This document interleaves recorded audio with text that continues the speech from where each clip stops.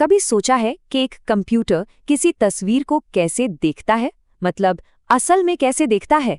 आज हम एक ऐसी एआई टेक्नोलॉजी की बात करने वाले हैं जिसने इस सवाल का जवाब ही बदल कर रख दिया है। तो चलिए शुरू करते हैं। जरा इस सवाल पर गौर कीजिए, क्या हो अगर एक कंप्यूटर किसी फोटो को सिर्फ पिक्सेल्स का एक झुंड न समझे, बल्कि उसे एक सेंटेंस की तरह, एक वाक्य की तरह पढ़ सके, समझ सके।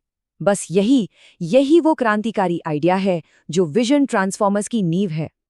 तो इस आइडिया की गहराई में जाने से पहले ये समझना जरूरी है कि पहले क्या होता था। मतलब एआई पारंपरिक रूप से इमेजेस को देखता कैसे था और उस तरीके में कमियां क्या थीं। देखिए, सालों तक ना कंप्यूटर विजन की दुनिया पर एक ही चीज का राज था, कन्वेंशनल न्यूरल नेटवर्क्स यानी सीएनएन्स। और ये मॉडल कमाल के थे। ये लोकल डिटेल्स, छोटी छोटी चीजें पहचानने में एक्सपर्ट थे, जैसे बिल्ली के कान का शेप या एक बॉल का कर्व। लेकिन इनकी एक बड़ी कमजोरी थी, ये ना बिगर पिक्चर को समझने में अक्सर फेल हो जाते थे। कहते हैं ना, पेड़ तो देख लिया पर पूरा जंगल नहीं देख पाए, कुछ वैसा ही। और फिर आया वो आहा मोमेंट, एक बिल्कुल नया नजरिया, एक ऐसा अप्रोच जो इमेज को पिक्सेल्स के जाल की तरह नहीं बल्कि इन्फॉर्मेशन के एक सीक्वेंस, एक क्रम की तरह देखता है। सोच ही बदल दी। साल 2020 में गूगल रिसर्च के एक पेपर ने लिटरली सब कुछ बदल के रख दिया। और उसका टाइटल इतना पावरफुल था, एक तस्वीर 16x16 शब्दों के बराबर है। ये एक लाइन, बस यही एक लाइन इस पूरी टेक्नोलॉजी का सार है, उसका एसेंस है। तो सवाल ये है कि ये इमेज वर्ड्स आखिर हैं क्या? इन्हें कहते हैं इमेज पैचेस।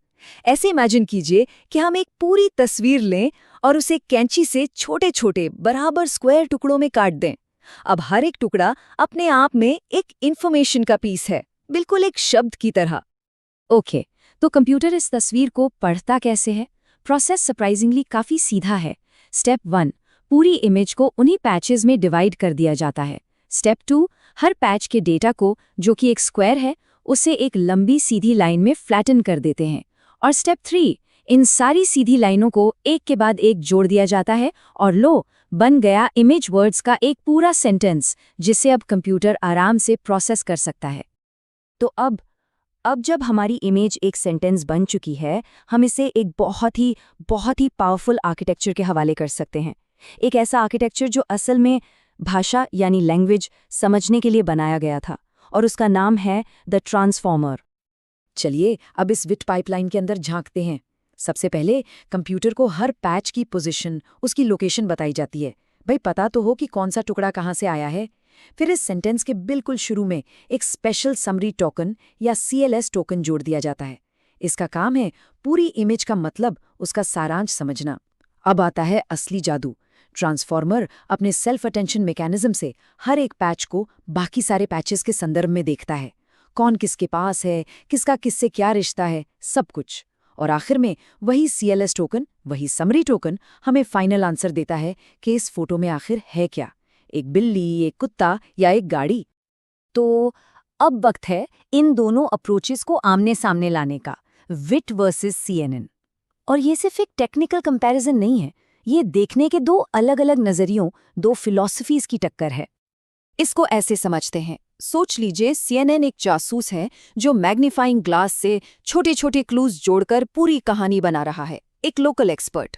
वहीं दूसरी तरफ VIT एक सैटेलाइट व्यू जैसा है, एक ग्लोबल थिंकर। वो एक ही झटके में पूरी इमेज को देखता है और समझता है कि फोटो के एक कोने में रखी चीज का दूसरे कोने की चीज से क्या कनेक्शन है। ये ज्यादा फ्लेक्सिबल तो है, पर इसको सब कुछ शुरू से सीखने के लिए डेटा भी बहुत ज्यादा चाहिए। ये टेबल इस फर्क को और साफ कर देता है।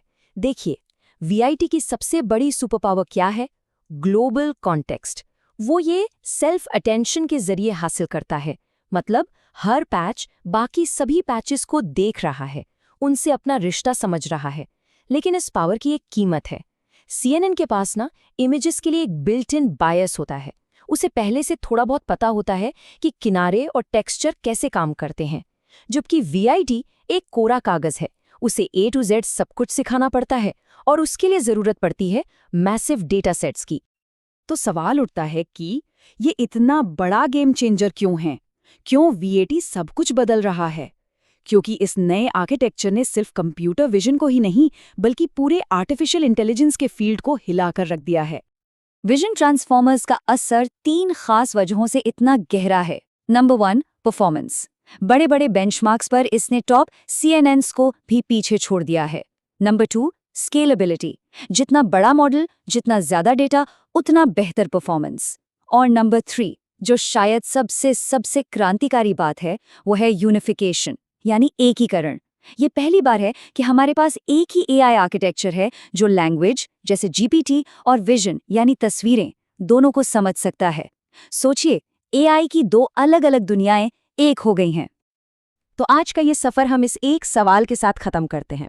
अगर AI एक ही मॉडल से टेक्स्ट और इमेजेस दोनों पढ़ सकता है, तो अगली भाषा कौन सी होगी जिसे वो सीखेगा? क्या वो ऑडियो होगा, वीडियो, या शायद कोई ऐसी भाषा जिसकी हमने अभी तक कल्पना भी नहीं की है? सोचने वाली बात है, क्योंकि भविष्य शायद यहीं से शुरू हो रहा है।